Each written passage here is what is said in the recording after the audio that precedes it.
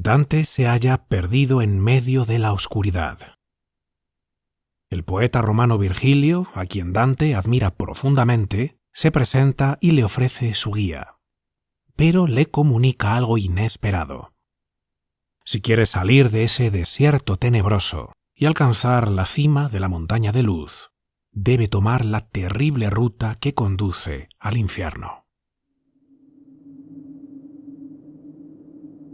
En su descenso al Averno, Dante presenciará el alcance y el poder destructivo de la oscuridad humana. Y contemplando las almas sometidas al castigo eterno, deberán mirarse a sí mismo y ponderar cuidadosamente la destructividad que también habita en su interior.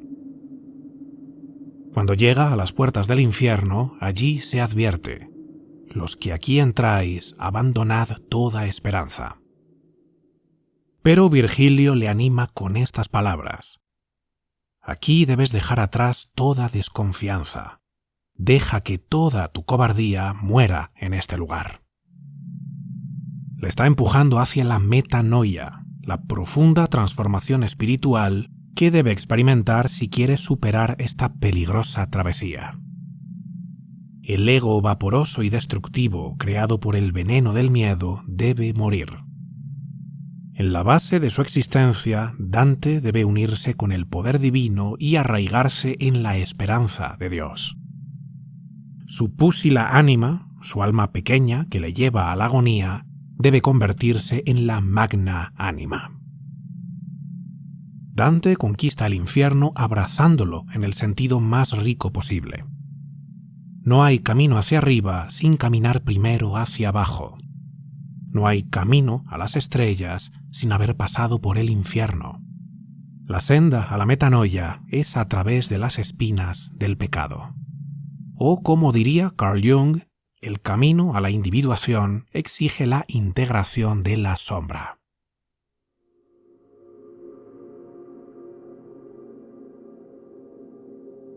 Jung observó que debajo de esa imagen gentil, decente y racional que hemos construido para encajar en el mundo, todos estamos sujetos a fuerzas irracionales y tremendamente hostiles. Cada ser humano carga una sombra, un concepto con el que Jung quiso designar a esta parte oculta de la estructura psíquica que contiene todas nuestras cualidades negativas, tendencias destructivas e inclinaciones perversas, y que nos negamos a reconocer en nosotros mismos, pero que fácilmente identificamos en otros. La sombra personal se desarrolla naturalmente desde que somos niños. A medida que crecemos, nos identificamos con características de la personalidad que consideramos ideales, como la cortesía, la generosidad y el altruismo. Buscando armonizar con la sociedad de la que formamos parte, desde una temprana edad empujamos los deseos ocultos de dañar a los demás, las fantasías de venganza, el ansia de poder y dominio sobre otros, la agresividad desmedida, la crueldad, la depravación sexual, la lujuria y la avaricia, la brutalidad o el egoísmo a los sótanos del inconsciente, donde todo eso queda tan bien camuflado que acaba volviéndose desconocido e irreconocible para nosotros mismos. Sin embargo, los contenidos reprimidos no desaparecen. Todo lo contrario. La sombra sigue operando desde el inconsciente, comportándose como una especie de espíritu infernal que nos posee y que tiene una voluntad y autonomía propias.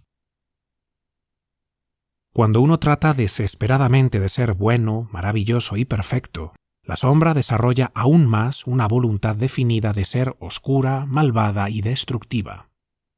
La gente no puede ver eso. Simplemente se esfuerzan por ser maravillosos, y luego descubren que suceden cosas terribles y destructivas que no pueden comprender, y niegan que tales hechos tengan algo que ver con ellos. O si los admiten, los toman como aflicciones naturales, o tratan de minimizarlos y trasladar la responsabilidad a otra parte. La tesis de Jung es que no somos tan agradables, pacíficos, inocuos, razonables y humanitarios como nos gustaría ser. De hecho, lo más despreciable y monstruoso de la condición humana vive en todos y cada uno de nosotros. Y si la sombra no se integra adecuadamente en la estructura de la personalidad, ningún progreso o crecimiento es posible. Si queremos alcanzar la metanoia, debemos adentrarnos en el infierno, como Dante. Es una tarea extremadamente difícil y desagradable. La mayoría no admitirá que en el fondo no son seres humanos totalmente virtuosos, desinteresados y bondadosos. No querrán ver que contienen impulsos y capacidades egoístas, destructivas e inmorales.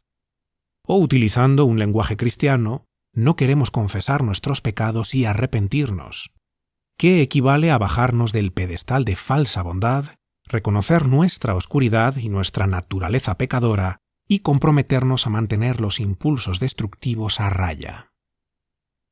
Nuestras recatadas sociedades modernas, plagadas de progresismo, buenismo y moralismo barato, no pueden soportar la idea de que todos los individuos, sin excepción, somos capaces de obrar el mal y cometer actos execrables. Y ciegos al hecho de que nosotros mismos somos causantes del mal que vemos alrededor, le atribuimos todas esas cualidades negativas a otros. En un esfuerzo inconsciente por desterrar el mal de nosotros mismos y sentirnos libres de toda culpa, proyectamos nuestra oscuridad hacia otros.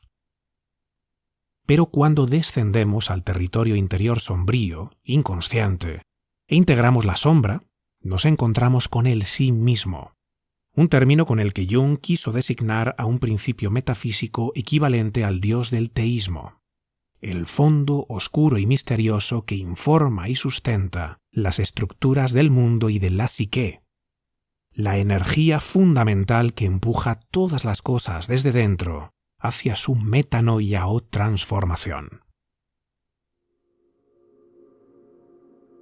La vía teológica cristiana y la psicología analítica de Jung convergen en su propuesta más básica. Todo comienza con el despertar a la crisis, esa sensación de que hay algo dramáticamente mal en nosotros y que nos lleva a la búsqueda por dar solución a un problema existencial fundamental. La sombra, al igual que el icono del pecado original que atormenta las almas, nos fuerza a entrar en nuestro propio infierno interior para mirar y nombrar lo que hay de aberrante y autodestructivo en nosotros. En un mundo donde el mal es real, el ser humano débil dice: los malos son ellos. Pero el ser humano fuerte dice: no permitiré que el mal que vive en mí dañe a otros. Acepta la posibilidad del mal y se opone a la posibilidad del mal. Toma responsabilidad y desarrolla la fortaleza que le permite sobreponerse a sus bajas pasiones, impidiendo que el mal prolifere. Aunque tiene la opción de corromperse por completo y volverse un monstruo capaz de cometer atrocidades y doblegar a la mayoría, y ciertamente no le falta poder para lograr fácilmente algo así, el hombre fuerte decide tomar otro camino a través del sometimiento de esa maldad que le acecha. Este es el gnoti seautón inscrito en el pronaos del templo de Apolo en Delfos: conócete a ti mismo. Conocerte para reconciliarte con la realidad, despertar tu verdadero yo y unirte con lo divino que habita en tu interior, el Cristo que vive en ti. Consciente de su propia finitud e incompletud, el pecador busca espontáneamente llenar el abismo interior con placeres, logros, estatus social, la estima de los demás y conquistas sexuales. El ego avaro piensa que si hace de sí mismo un tesoro escondido, olvidará su incompletud y soledad. Pero lo que anhela el alma no es nada finito, sino infinito. A pesar de nuestra pusilanimidad, nuestra pequeñez de alma, hay en todos nosotros una magna ánima cuyo poder es finalmente irresistible y cuya luz es finalmente inextinguible. San Agustín definía el pecado como incurvatus in se, replegado sobre sí mismo. Pero la libertad de ser nosotros mismos está paradójicamente en ir más allá de nosotros mismos. Salir del ensimismamiento para alcanzar la verdad que fundamenta y trasciende nuestra subjetividad.